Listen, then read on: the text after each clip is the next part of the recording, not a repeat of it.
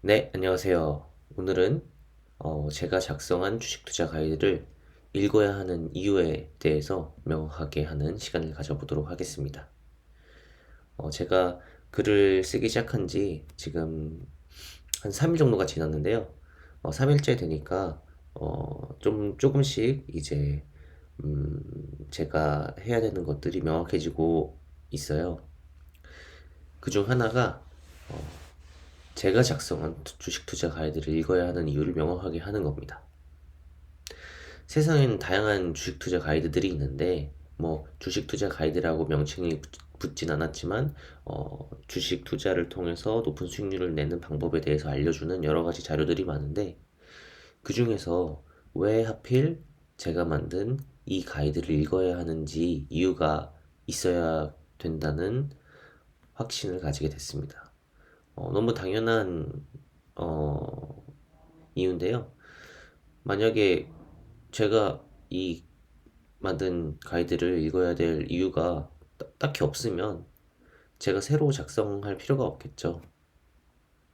그렇기 때문에 어, 다른 가이드들도 많은데 제 가이드를 읽어야 하는 이유가 명확히 있어야겠다라는 생각을 하게 됐어요. 그래서 왜 제가 이 가이드를 만들려고 했는지 생각을 해보니까 제 기준에서 봤을 때 저에게 충분히 도움이 된 투자 가이드가 없었습니다. 그래서 제가 직접 만들게 되었어요. 물론 저 스스로 공부를 더 이제 잘 하기 위해서 직접 가이드를 만드는 것도 있지만 만약에 정말 좋은 가이드가 이미 있었다면 그 가이드를 오히려 이해하고 공부하는데 더 시간을 많이 썼을 것 같아요. 근데 어, 그런 걸 못 찾았습니다.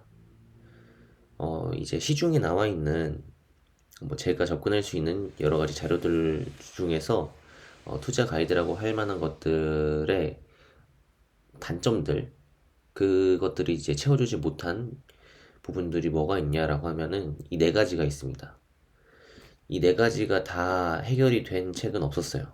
첫 번째로 내용이 너무 방대합니다. 음, 오렌 버핏이 추천하는 책 2로 유명한 게 현명한 투자자라는 책과 증권 분석이라는 책이 있죠. 이 책을 아마 읽어보신 분들도 계실 텐데, 일단 굉장히 두껍습니다. 양도 굉장히 많고, 그리고 내용을 읽어보면, 뭐, 정말 좋은 내용들이 많이 담겨 있지만, 너무 양이 많아요. 정말 주식 투자에 도움이 될 만한 것들만 추려내면은, 어, 적어도 4분의 3 정도는 이제 제거해도 되지 않을까 싶을 정도로, 제 개인적인 생각입니다. 그럴 정도로 이제 양이 방대하다고 느껴졌어요. 그리고 또 두 번째는 이 근거를 납득하기 어려운 경우가 굉장히 많았습니다. 어느 정도 이제 어, 대충 설명을 한 거죠. 쉽게 말해서. 그래서 엄밀하게 이게 정말 맞을까에 대해서 고민을 해보면 아닐 수도 있는데 왜 아닐 수도 있는 그 이유에 대해서는 다루지 않았지? 이런 생각이 들게 하는 것들이 많았어요. 그래서 제가 실제로 투자에 하는데 해당 그 내용을 적용하기에는 위험하겠다는 생각이 드는 경우가 많았습니다. 뭐 이런 거죠. 너무 엄청 그냥 단순하게 어제 오른 주식은 오늘도 오른다. 뭐 이런 내용으로 봤을 때 근거가 사실 불충분하잖아요. 극단적인 얘긴 한데 이런 식으로 근거가 엄밀하게 끝까지 파고 들어가서 정말 어, 이게 효과가 있다라는 거에 대해서는 납득하기 어려운 그런 내용들이 꽤 많았었어요. 그리고 세 번째로는 실제로 투자 의사 결정에 적용하기가 까다로운 경우가 있습니다. 사실 내용이 정말 맞는 내용이고 근거도 아주 납득할 근거고 이제 내용도 아주 핵심만 담겨 있는데 그 내용을 직접 투자 의사 결정에 적용하기에는 좀 까다로운 경우가 많아요.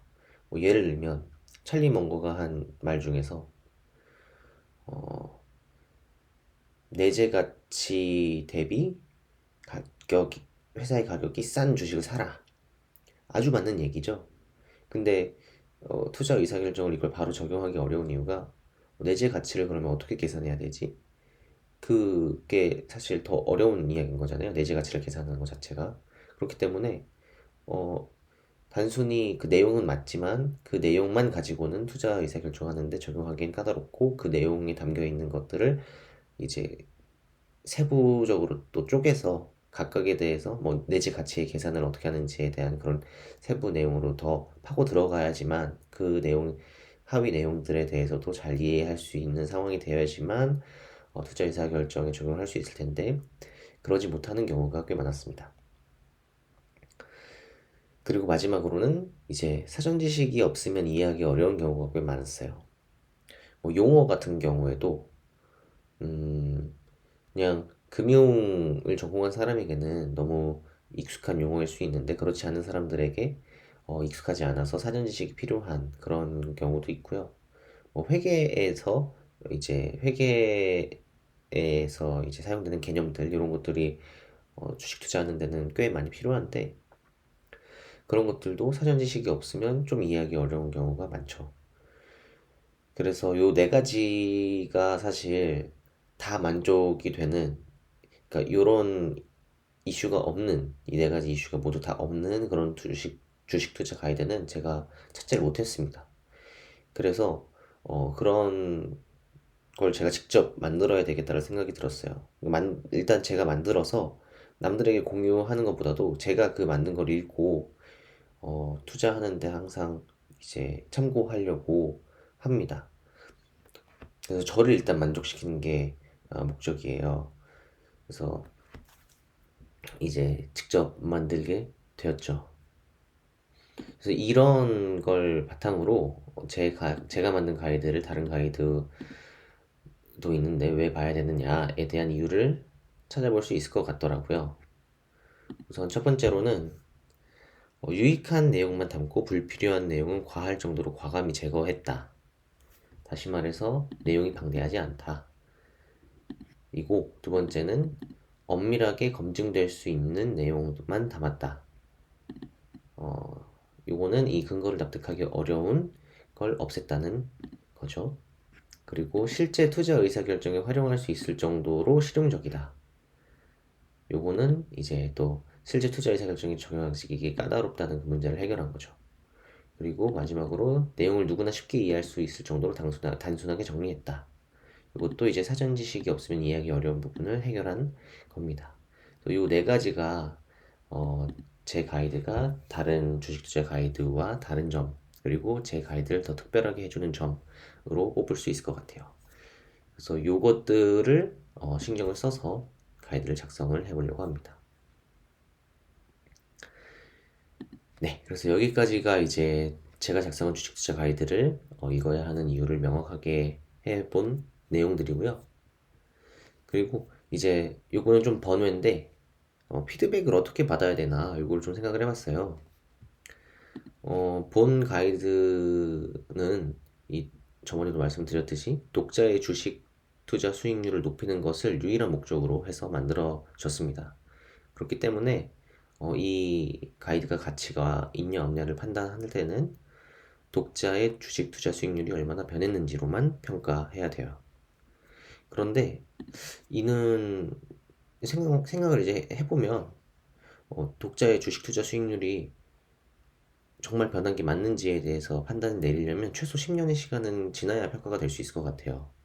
어떤 투자가 뭐 단기적으로 운이 좋아서 수익률이 높아질 수 있는 거는 이제 누구나 다 아는 사실이잖아요. 그렇기 때문에 최소 10년의 시간은 지나서 꾸준히 이 수익률을 높게 유지할 수 있었느냐를 평가를 해야지만, 그리고 그게 정말 이 책을 통해서 도움이 을 받아서 달성한 이제 성과냐라는 거를 평가가 돼야지만 이제 피드백이 되겠죠. 근데 이게 그 최소 10년의 시간이 지나야 된다 보니까 조금 즉시 피드백을 받을 수는 없는 것 같아요. 물론 그 내용 하나하나에 대해서는 이게 도움이 되는 것 같습니다. 아니면 이건 관심이 없는 부분이고 불필요한 내용 같습니다. 이런 거에 대한 피드백은 받을 수 있겠지만 정말 이게 궁극적으로 투자자들에게 도움이 되냐라고 하는 걸 판단하는 그런 피드백들은 최소 10년 이상 시간이 지나야 평가될 수 있다고 판단이 들어요.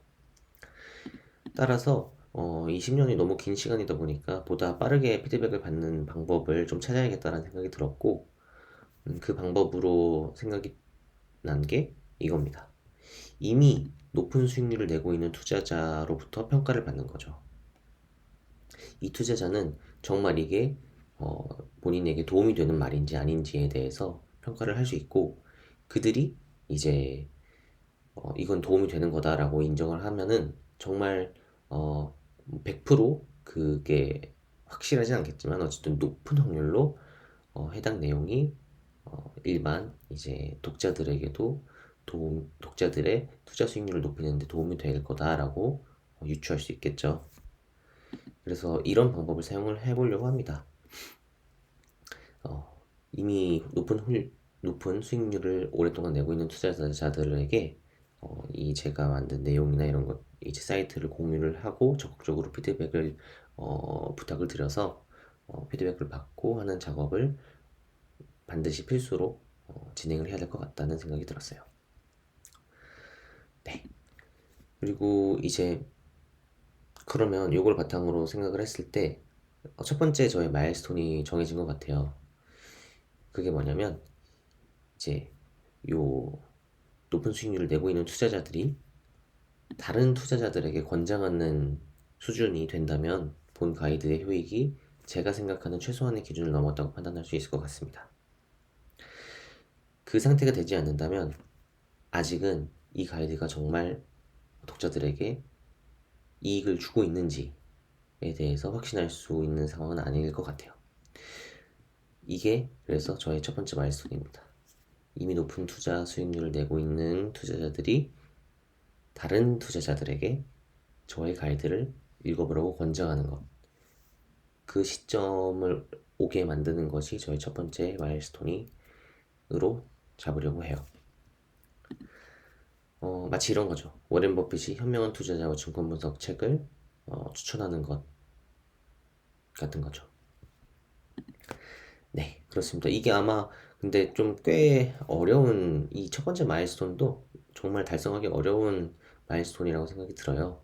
하지만 제가 그 마일스톤을 달성하기 위해서 방향을 잡아야 되는데 그 방향 이제 마일스톤이 잡혀 있으면 그 방향으로 제가 지속적으로 개선을 하면 되기 때문에 그 방향성이라는 측면에서 방향이 명확하게 잡힌다는 측면에서 이 마일스톤은 굉장히 의미가 있다고 생각이 듭니다. 네, 그래서 오늘은 제가 작성한 주식 투자 가이드를 읽어야 하는 이유에 대해서 명확하게 하는 시간을 좀 가져봤고요. 이 내용을 이제 더 정제를 해서 저번에 공유 드렸던 저희가 만든 사이트에다가 업데이트를 할 예정입니다. 네, 오늘도 이렇게 해서 제가 주식 투자 가이드를 작성하고 있는 과정, 진행 상황을 공유 드렸고요. 다음에도 또 어느 정도 진행이 됐는지 공유 드리도록 하겠습니다. 오늘도 시청해 주셔서 감사합니다.